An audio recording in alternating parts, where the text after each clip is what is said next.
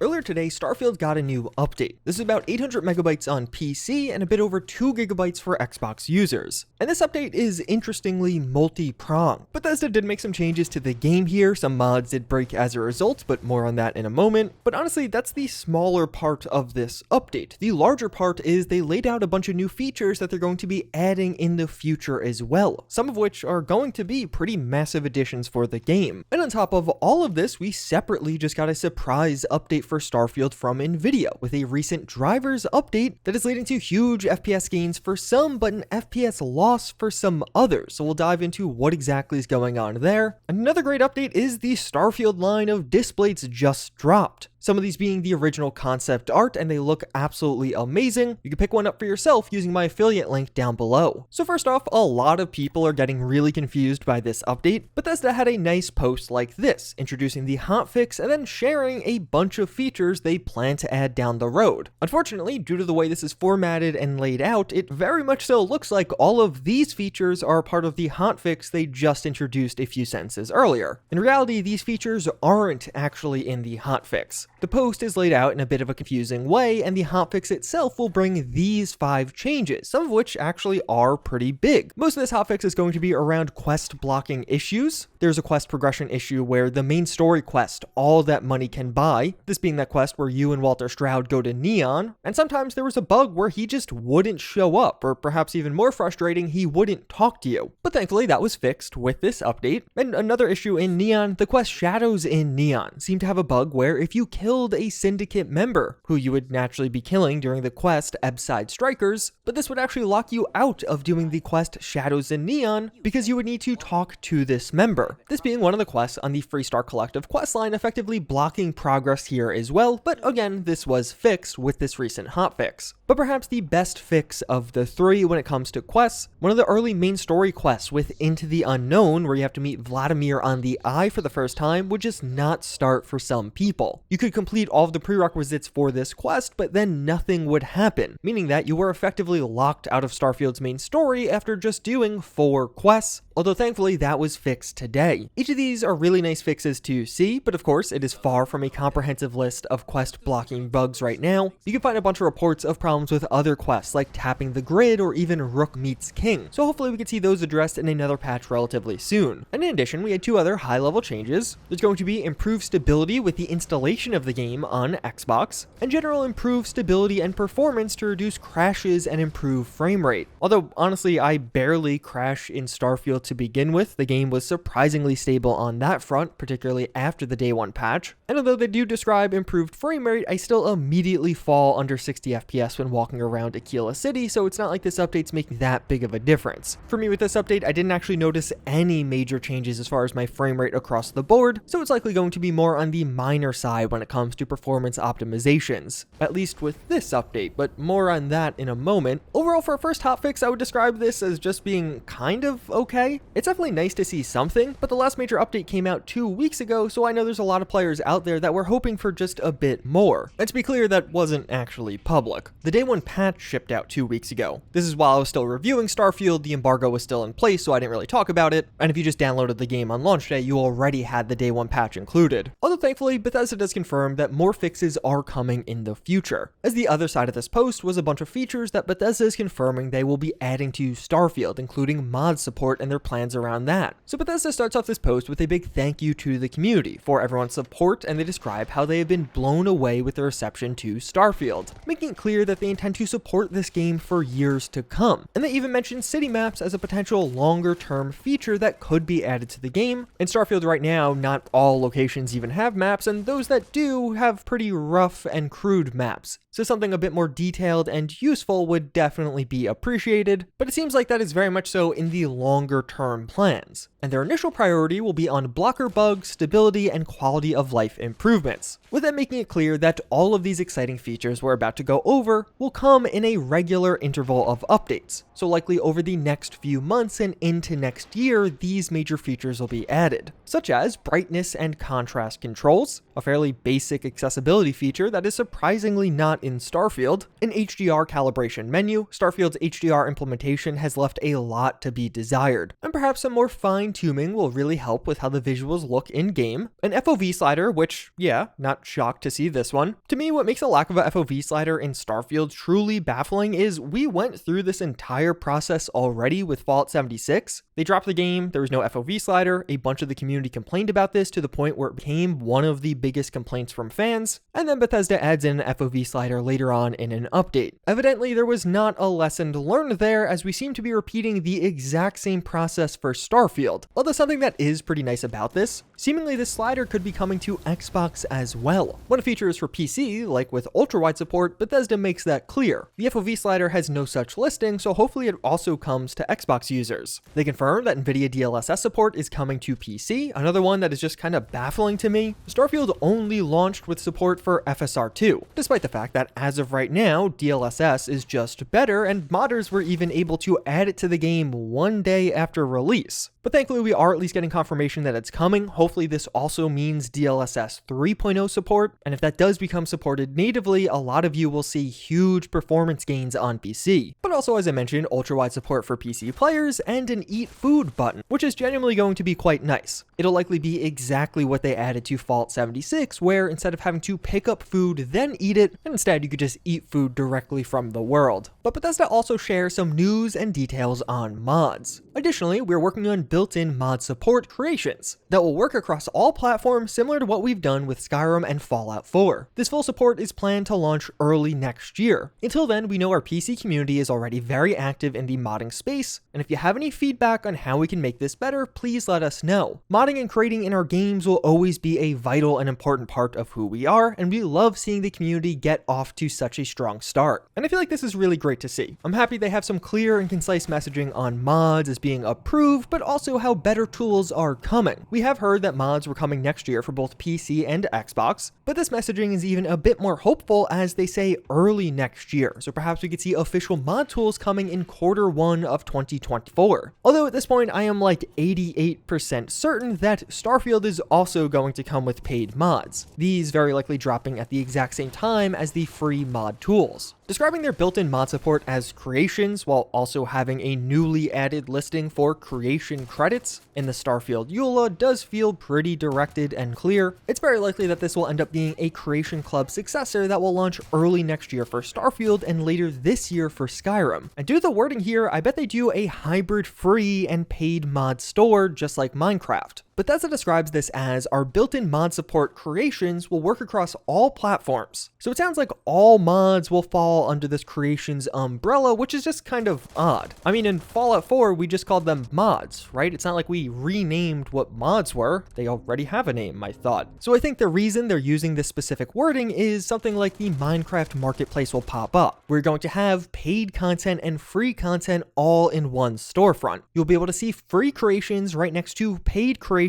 all on the Creations Marketplace. Of course, as of right now, this is all just speculation, but the fact that they're denoting mods as creations definitely feels like it's something and not nothing. But this update did impact your mods already, because yeah, it probably broke a bunch of them. The Starfield script extender did break and will need to be updated, but that's to be expected. The script extender will break anytime the Starfield EXE is updated, which is basically every single update. And perhaps more impactful for a lot of you, the DLSS mod was also broken. So if you're just immediately crashing when trying to load a save in Starfield, make sure you disable your DLSS mod. This is likely the cause of that. And in general, if you're having crashing problems after this update at all, it is likely due to some mods you did have installed. Although, since this was a relatively simple hotfix, if you weren't having any of these quest progression issues, you could just skip this update and remain on your older save if you want to. And this is going to continue to happen. With each update to the game, a variety of mods will be broken, so backing up your game is definitely going to be recommended. But with all of that in mind, as I mentioned earlier, Starfield did get a separate surprise update just yesterday, and this may improve your performance if you do have an NVIDIA GPU. NVIDIA did two things here. One, they released a new set of drivers that reportedly can boost performance in Starfield for all NVIDIA GPUs, but more importantly, they also issued an over-the-air update for the Starfield profile. So now resizable bar will be enabled by default, and make sure you actually have resizable bar enabled in your BIOS as well, as that's pretty important. This was a lingering issue with Starfield where, for some reason, this setting was just turned off, and actually a variety of the popular performance mods out there were fixing this already, but now Nvidia has officially fixed it, and for some this is leading to some huge gains. Although resizable bar is only compatible with Nvidia 3000 or 4000 series GPUs, so if you're using something older you won't see benefits from this part. Nvidia themselves describe a potential 5% increase in overall performance, and yeah, it seems like that's pretty reflective of many of the benchmarks being posted online right now. It seems like you'll get a few extra FPS, particularly for lower end GPUs, with a lot of the gains overall coming from resizable bar as that's now enabled. Although the driver update itself is also helping, so if you don't have a 3000 or 4000 series GPU, you may still have some gains from this. But that's not applying across the board, as there are also some conflicting reports with a variety of users reporting slightly lower FPS after this driver update, and in fact, I'm one of them. For me, after the resizable bar change, as well as the Nvidia update, I get a few fewer FPS compared to previous. Nothing significant, but like quite literally 2 less FPS across the board, and this was fairly consistent. You can see it in a lot of the comparisons I filmed. And it's not just me, there's a ton of other very similar reports being posted online. Although this is not the full picture, as it seems like if you do have an Nvidia GPU and download the mod to use DLSS with Starfield, you'll now see an even larger gain from that mod thanks to these most recent changes. So in the past, when I used the free DLSS 2.0 mods, I saw no performance gain. But now with resizable bar on and this new driver update, I am seeing a 3 to 5 FPS gain in Starfield. This being particularly notable in non-city areas where things aren't going to be as CPU dependent. Those were the changes I was noticing, but some of the reports online are even more positive, with some users, particularly those with lower end GPUs, who do download the driver update, enable rebar, and use the DLS mod, seeing up to 20 FPS gains as a result, and all of this on DLSS 2.0. When I switch over to DLSS 3.0, I get like a 30 to 35 FPS gain now. Previously, it was about 5 to 10 FPS lower than that. So it's a truly complicated situation where it seems like Nvidia released some new updates for Starfield, but to truly get the most out of them, you should download the DLSS mods, at least until Bethesda adds it in officially, and pretty unfortunate timing on this one as these mods literally just broke with the new update. I finished testing all of these performance benchmarks minutes before this new Starfield update shipped out, but once the mods are updated, you should be able to get some decent FPS gains in Starfield and maybe even stay above 60 FPS at all times, finally. But with that said, that's a new update to Starfield, what you could expect today, but also what you could expect in the future. And if you are looking for more Starfield content, check out this video where I go over more of the hidden features buried within the game.